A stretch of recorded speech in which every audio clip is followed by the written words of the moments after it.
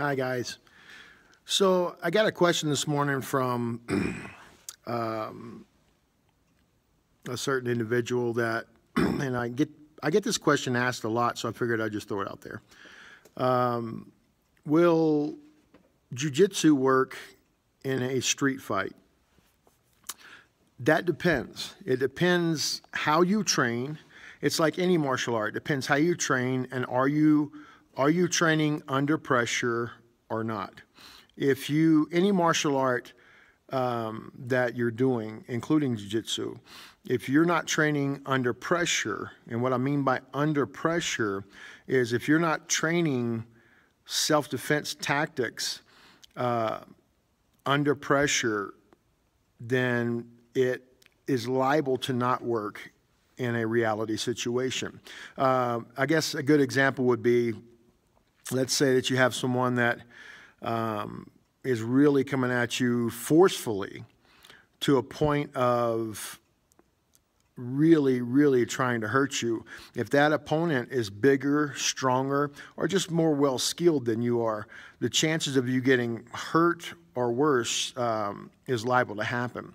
So how do we train for reality self-defense situations, again, without getting everything on us broke and tore up, right?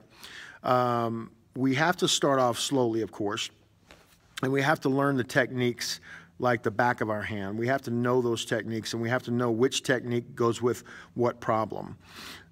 At the same time, it's very important that as we learn the techniques, I'll give an example. For instance, let's just say side control. If someone has me in side control and they're working with me and they're allowing me to escape, that's how we train, that's how we understand techniques, and that's how we put them down. Now I need that same individual to lock me into side control, and I need to learn how to get out under pressure. At the same time, if you're working jiu-jitsu, but you're not working in self-defense. But let's just say you're working jiu-jitsu versus jiu-jitsu. And what I mean by that is a lot of times we train in jiu-jitsu for the jiu-jitsu person. What I mean by that is we train, for instance, we train how to get out of the triangle, escape the triangle. We train how to escape the arm bar. We train for these types of things. So we're training jiu-jitsu versus jiu-jitsu. At the same time, a lot of times we're not under an all-out attack, but we're under the jiu-jitsu only attack, if that makes sense. And all of a sudden, we get into a situation where someone is just swinging at us with haymakers, and we're not sure how to deal with that. It's very important that when you're training jiu-jitsu, that any martial art, for that fact, in that matter, that you put down what is going to probably really happen in a street altercation. And what happens a lot of times is we end up training again, we end up training for the jiu-jitsu only person or the karate only person or the kung fu only person. And we try to put jiu-jitsu, say, versus jiu-jitsu, but not jiu-jitsu versus the street guy that just got out of prison for 10 years and doesn't mind if he kills me or not. It's real important, guys, that when you are training, and again, for what you're training for, if you're training for just sport, there's nothing wrong with that. That's what you need to be training for. But if you are training for self-defense, it's very important that you understand what self-defense is. Self-defense is a lot different than a fight. A fight means I'm going to go to Naga on whatever date, and I'm going to fight against the other jiu-jitsu practitioner or wrestler, whoever shows up, that comes that day. A self-defense situation means I walk out of the door and spontaneously I have to defend myself with no warm-up and no welcome to the situation.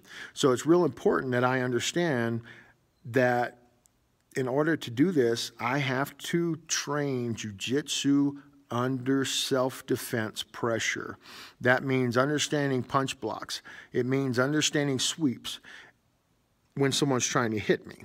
A lot of people get a really good example would be a couple weeks ago, I had a brown belt from another school came train with me.